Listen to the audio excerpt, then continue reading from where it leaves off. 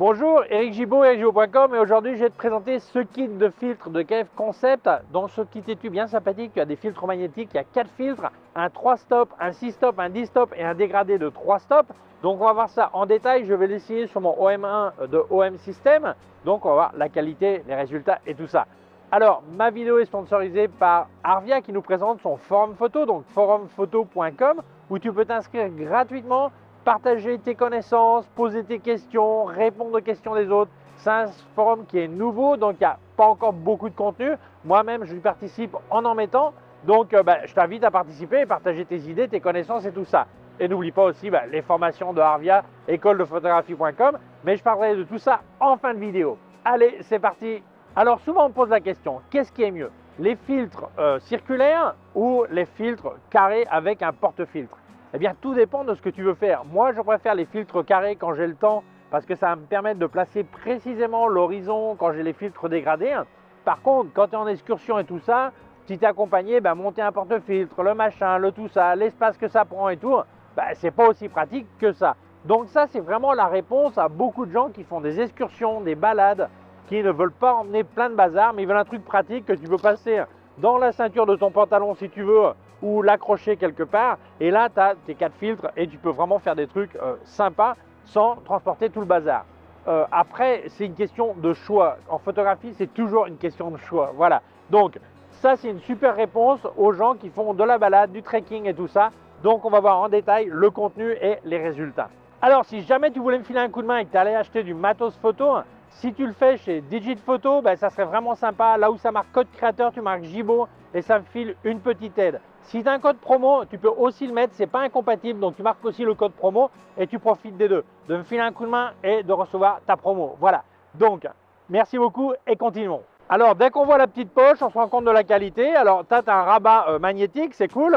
La fermeture éclair est protégée contre les entrées d'eau, ça c'est nickel aussi. J'ouvre. Et ici, très discret, l'intérieur tout orange, moi j'adore ça, je ne suis pas un mec discret, voilà.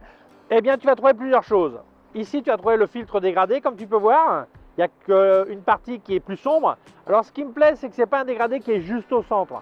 C'est un peu le problème des circulaires dégradés, c'est que tu ne veux pas forcément tout le ciel, et tu veux une partie plus basse. Donc là, je dirais que c'est un peu plus d'un tiers, tu vois, peut-être 40%. Et c'est 3 stops à l'endroit le plus sombre, ok, à l'endroit le plus sombre. Là, tu as un filtre de 3 stops, ND8. Là, tu as un filtre de 6 stops, ND64. Et là, qui est déjà monté sur la bague aimantée, tu as le 10 stops. Alors, la bague aimantée, c'est comme ça, tu vois, cette petite bague. Cette bague, tu peux la laisser en permanence sur ton objectif si tu veux. Et ça, c'est un 10 stop, ok, ND1000. Alors, l'avantage des filtres circulaires dans ce cas-là, c'est que tu vas pouvoir quand même utiliser le pare-soleil. Donc ceux qui veulent absolument utiliser le pare-soleil, ils vont être ravis. Voilà. Donc on va faire les essais et voir la qualité. Alors le premier truc à faire, c'est placer cette bague qui va être la base aimantée. Alors à chaque fois que je présente des filtres magnétiques, je dis souvent, tel que dit le mode d'emploi, que c'est un alliage d'aluminium. Alors évidemment, quelqu'un qui voit ma vidéo dit, mais Eric, il dit n'importe quoi parce que l'aluminium, ça ne peut pas être magnétique. Effectivement. Donc je suppose que dans cet alliage où il y a une partie qui a du fer, où il y a peut-être un anneau de fer dedans, dessous inclus, je ne sais pas. Mais c'est de l'alliage d'aluminium et c'est magnétique. Ok, donc la technique, je ne peux pas te dire. Donc tu vas simplement visser cette bague sur ton objectif. Ok. Et comme tu peux voir, ok, ça n'empêche pas ensuite de mettre ton pare-soleil. Voilà, donc c'est aussi simple que ça. Donc maintenant, on va essayer les autres et voir ce qui se passe. Alors, le premier truc qu'on va faire, c'est une photo de référence pour voir ce qui se passe sans filtre. Alors là, je suis à f8, 200 ISO, c'est le minimum de cet appareil photo et ça me donne 1/1600 de seconde. J'ai mis le retardataire sur 2 secondes, le temps que l'appareil se stabilise après avoir fait le clic. Ok. Ok. Photo faite, voilà, non, c'est correctement exposé, ok. Donc maintenant, on va essayer avec les filtres, voir la différence. Alors, le premier filtre que je vais essayer, c'est le filtre dégradé. Alors, ce qui est très habituel sur les filtres dégradés, c'est de les utiliser en combinaison avec les filtres ND, ok, qui sont lisses, pour avoir une blouseuse plus longue, comme on veut, quoi. Mais comme il y a plus de lumière dans le ciel, eh bien, on met par exemple ça pour couper la lumière du ciel. Là, je vais l'utiliser tout seul. Je vais laisser la même vitesse pour que tu vois la différence sur le ciel. Alors, comme tu vois, pas besoin d'enlever le pare-soleil. Je le place. Alors, quand tu le places, fais bien attention qu'il soit placé horizontalement. Alors, c'est facile, hein, tu regardes dans le viseur et tu verras tout de suite si c'est correctement placé. Ok, ok, j'ai laissé la même vitesse. Ok, donc on va faire la photo. Et normalement, les vagues vont être comme la photo d'avant, mais tu vas voir que le ciel est plus foncé. Voilà, donc là, tu as les résultats. Alors maintenant, on va essayer le ND8 de 3 stops. Alors, 3 stops, comment ça se calcule? Où tu places le filtre, alors c'est facile à placer, hein, pareil, magnétique, hop, voilà, il est placé. Hein. Ou tu regardes que l'exposition, le petit bâton revienne là où il était avant, ou simplement tu comptes 1 1600e de seconde, ça fait 1 600, 1 800e, 1 400, 1 300, 1 200, pardon. Donc ça veut dire qu'à 1 200e, j'aurai la même exposition qu'avant.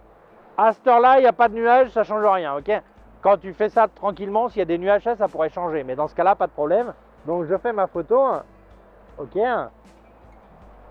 Et voilà, la photo est faite. Donc tu vois, la mer est peut-être pas autant congelée, hein, je sais pas. Un 1600e, ça congelait bien. Un 200e, ça va vraiment dépendre de la vitesse de la vague. Voilà. Enfin voilà, tu as le résultat. Alors important, là je suis sur 12 mm, donc l'équivalent 24, j'ai mis un certain grand angle, habituel en paysage, 24, quelquefois il y a des gens qui mettent beaucoup plus. Mais les filtres en général, faut pas être trop en super grand angle. 24 c'est un bon standard, voilà. Donc, je parle pas de ces filtres, hein, les filtres en général. Hein. Par exemple, les polarisants à 16 mm, ça peut donner des problèmes sur n'importe quel appareil, n'importe quelle marque de filtre. Okay, hein. Donc là, je vais prendre le 6 stop que je vais placer. Hein. Alors, comment on calcule? C'est facile, hein, c'est 3 stops de plus qu'avant. J'étais à 1 200e, donc 1 200e, 1 centième, ça fait un stop. 1 50e, 2 stops. 1 25e, 3 stops. Donc, je me suis mis sur 1 25e, ok, et je fais ma photo. Et tu vas voir que l'action n'est pas aussi congelée qu'avant. Voilà. Donc, ça donne une idée de savoir ce qui t'intéresse d'utiliser. Maintenant, on va essayer le ND1000, donc 10 stops. Alors, tout le monde n'appelle pas de la même manière ND1000, d'autres appellent ça 3.0, d'autres 10 stops. Donc là, c'est indiqué comme ça, il y a trois manières d'indiquer la graduation des filtres. Okay, donc là, c'est marqué ND1000. Okay, donc, je le place. Alors, un petit truc, hein, si tu ne sais pas compter, ça peut arriver à tout le monde. Eh bien, si ton exposition est organisée entière, simplement, tu fais 1, 2, 3, 1 stop. 1, 2, 3, 2 stops. Là, il faut qu'on arrive à 4, ok? 1, 2, 3, 3 stops. 1, 2, 3, 4 stops, ok? Donc, ça fait pratiquement une seconde, ok? Pratiquement un peu plus, une seconde un tiers. Une seconde un tiers, en fait.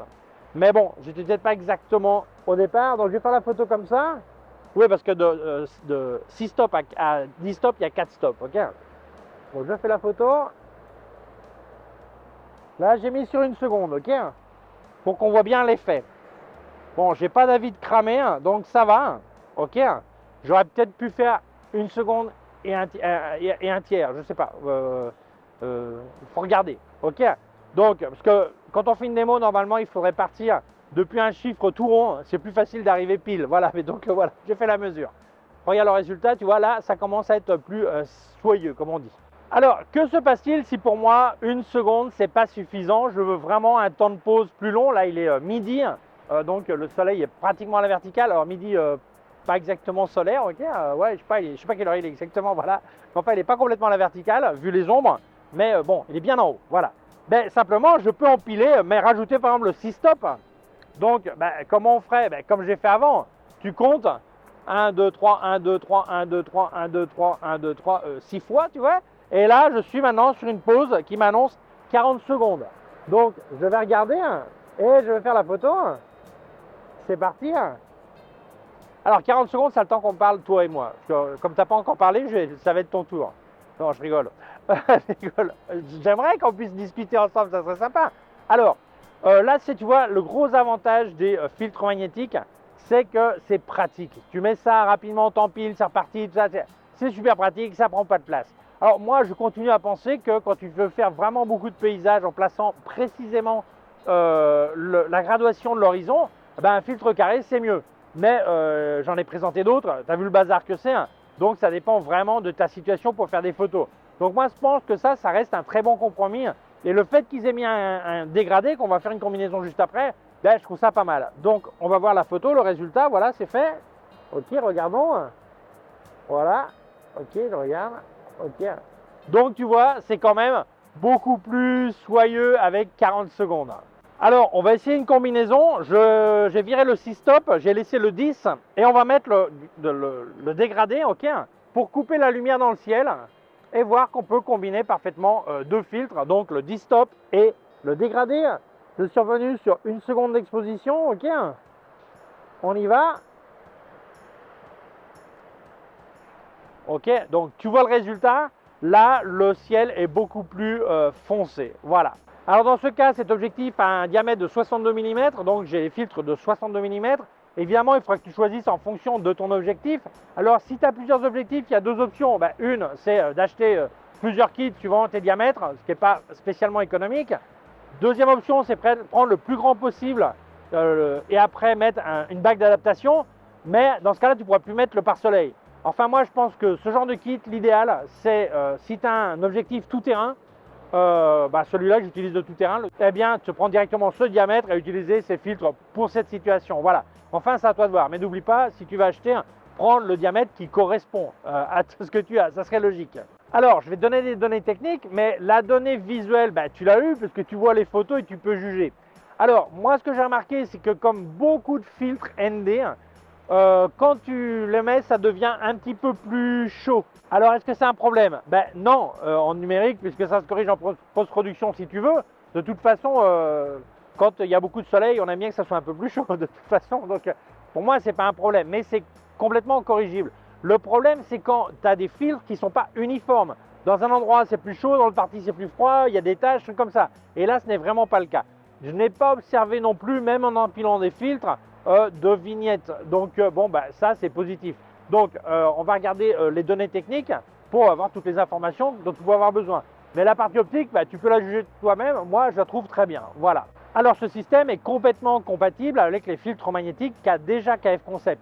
Donc si tu en avais déjà, ou même le bouchon magnétique qu'ils ont, alors moi j'ai eu de problème avec mon bouchon d'Olympus, mais ça dépend du type de bouchon qu'a ton objectif. Mais là moi j'avais pas de problème. Après il faudrait voir avec ce que tu as. Ok, donc pas de problème, tu peux utiliser des filtres magnétiques qu'ils ont déjà, que tu as déjà, ou complémenter, ajouter plus de filtres à ton kit avec ce système magnétique. Aucun problème. Alors, les données techniques. Eh bien, il y a un traitement 28 couches des deux côtés du filtre. Alors ça, c'est important parce que beaucoup de gens, quelquefois, ils ne comprennent pas les tarifs des filtres en général, pas ceux-là, mais n'importe quel filtre. Et un mauvais filtre, il est traité que d'un seul côté. Ça veut dire que quand la lumière rentre par le filtre, eh bien, elle rebondit sur la lentille frontale de ton objectif, se reflète dans l'arrière du filtre et fait un écho. Donc, quelquefois, tu as 2, 3, 4, 5 soleils, tu vois, ou points de lumière. Donc, c'est bien important qu'un filtre soit traité des deux côtés. Et là, c'est le cas. Donc, c'est nickel. Et alors, quand on me dit le filtre est imperméable, anti-tache et anti-rayure. Alors, imperméable, ça fait rire parce que tu dis, imperméable, un bout de verre et du métal, c'est pas grave. Ben si, c'est grave en fait. Parce que s'il n'est pas imperméable, quand il y a une goutte d'eau qui tombe sur ton filtre, elle reste là sur toute ta photo. Par contre, s'il est imperméable, elle glisse. Et en pose longue, probablement, tu vas même pas voir qu'il y a une goutte d'eau à ce moment-là, tu vois. En tout cas, c'est beaucoup plus facile de nettoyer. Et que ça soit anti-rayure, évidemment, si tu prends un burin, ça va rayer. Mais les rayures, quand tu nettoies et tout ça, voilà, c'est quand même un gros plus. Le métal aussi est traité pour qu'il ne s'oxyde pas. Mais de toute façon, un truc important, peu importe la qualité du filtre que tu achètes, quand tu fais des photos comme là où je suis, là, tu vois, en bord de mer, l'air est salin. Et ça va forcément tacher l'appareil, l'objectif, le filtre. Donc de la même manière que tu nettoies tout le reste, nettoie tes filtres en rentrant à la maison. Je te laisse un lien ici, j'avais présenté les kits de nettoyage, d'ailleurs de KF Concept, mais enfin, il y a des kits de nettoyage pour nettoyer ton matos. Donc, je ne parle même pas du capteur, je parle de la superficie extérieure. Voilà. Donc, n'oublie pas, entretenir tes filtres, c'est aussi important que le reste du matos. Parce que sinon, ils finissent par s'abîmer, ils finissent par le sel bouffe tout. Donc voilà, nettoie bien tes filtres toujours. Donc, mon opinion sur ce kit. Qu'est-ce que j'ai rien oublié d'autre? Non, au niveau technique, alors oui, KF Concept utilise deux types de verre, ou c'est de l'allemand Schott, ou si du japonais, mais je ne me souviens plus la marque. Enfin, c'est les deux leaders mondiaux de verre, donc tu n'as pas à t'inquiéter. J'ai déjà testé tellement de trucs, la qualité est là. Ok, donc voilà, je ne vais pas faire ça encore plus long que ça n'est. Voilà. Donc, mon opinion sur ce kit, alors moi je trouve ça super pratique. Alors, vu mon physique, si je devais marcher 10 ou 15 km, ce qui m'arrive de temps en temps, ben, j'emmènerais peut-être pas un kit carré avec tous les fils carrés, tout le bazar. Bien que je préfère, quand j'ai le temps de m'installer, faire la position exacte des horizons et tout ça, ben, je préfère. Mais pour une excursion, ben, c'est clair que ça, c'est super pratique. Donc, pour moi, c'est même pas une question de ça ou ça, mais ça serait ça et ça. Suivant ce que je veux faire, je prendrais l'un ou l'autre. Alors évidemment, suivant le budget de chacun, tout le monde ne peut pas se permettre d'avoir deux types de kits, deux types de filtres. Bon, ça, chacun de voir. Mais je pense que celui qui n'a pas trop l'intention de se poser, mais vraiment faire de la randonnée, tout ça, ça c'est vraiment un truc complètement recommandable et vraiment idéal. Si ça t'intéresse, je te laisse un lien en description d'où est-ce que tu peux l'acheter. Alors c'est un lien affilié, si tu achètes par là, ben, ça me file une petite aide et j'en te remercie. Voilà. Donc, merci KF Concept, mais on va dire merci aux sponsors Arvia, écoledephotographie.com, mais là ça nous parle de son nouveau forum gratuit, forumphoto.com. Et là, je te passe des captures d'écran pour donner une idée. Inscris-toi, c'est gratuit. Alors, il n'y a pas encore beaucoup de monde parce que c'est nouveau. Et l'idée, c'est de partager des connaissances, partager des questions, des doutes, des essais matos, ce que tu veux. Moi, je suis d'ailleurs inscrit, donc je participe. Et je commence à participer parce que je me suis inscrit il y a quelques jours, voilà, parce que c'est nouveau. Et donc là, tu as plusieurs catégories, c'est vraiment organisé. Contrairement au groupe Facebook où tu fais une publication, et puis dans 3 semaines, bah, personne ne la trouve. Les 3 quarts des gens ne savent pas chercher dans le moteur de recherche de Facebook, dans les groupes, où ils oublient que c'est possible, donc ils reposent toujours les mêmes questions. Tandis que là, c'est structuré. Tu as la partie matos, la partie événements, la partie club, la partie post-traitement, et c'est toujours par catégorie. Par exemple, post-traitement, tu as les programmes de post-traitement qui existent. D'ailleurs, j'ai vu Jean-Paul Gauche qui avait parlé de Darktable en live avec moi, qui a déjà mis une information. Voilà, donc chacun peut participer. Après, le matos, ben, c'est toutes les marques qui existent. Donc, ça peut être aussi bien poser des questions que participer. Aussi, ben, il y aura sûrement, il y en a déjà un qui est mis, c'est des challenge photo pour qu'on corrige, pour qu'on t'aide, tout ça. Donc, je crois que c'est un petit club photo virtuel. Et je trouve ça vraiment sympa. Et en plus, c'est gratuit. Donc, profites-en, inscris-toi et partage tes connaissances, pose tes questions, explique tes doutes, plains-toi, réclame, pleure, sois content, sois joyeux, ce que tu veux. Ce forum est de tous pour s'amuser et partager nos connaissances. Voilà, donc forumphoto.com. Donc, je te laisse de toute façon en description le lien vers leur formation photo, ok, avec les explications sur leur site. Merci Arvia d'avoir sponsorisé la vidéo. Merci à toi d'avoir vu cette vidéo. Si tu penses qu'elle peut intéresser d'autres personnes, je t'invite à la partager sur les réseaux sociaux. Si tu ne l'as pas encore fait, je t'invite à t'abonner à ma chaîne YouTube. Il y a un petit bouton par là et une clochette. Si tu appuies sur la clochette, tu recevras un avis quand je monte une nouvelle vidéo. Mon site web ericjouot.com/fr pour la version française, mes cours de photographie en vidéo ericjouot.com/fr/cours en ligne. Si tu as une quelconque question, tu peux laisser un commentaire dessous. Je te laisse des liens de mon matos sur Digit Photo. Alors n'oublie pas, si jamais tu achètes chez eux, comme à l'écran, là où ça marque code créateur, tu marques Gibo et ça me file un petit coup de main. Si tu as un code promo, c'est compatible, tu peux le mettre aussi et profiter de la promo. Quoi d'autre? Eh bien, je te laisse aussi des liens de tout ce que j'ai testé de KF Concept, Sandmark et les Flash Westcott. D'autres liens affiliés, dont ceux de KF Concept évidemment, et aussi un lien de mon compte PayPal au cas où tu veux faire un don. Merci beaucoup, prends soin de toi et à très bientôt. Ciao!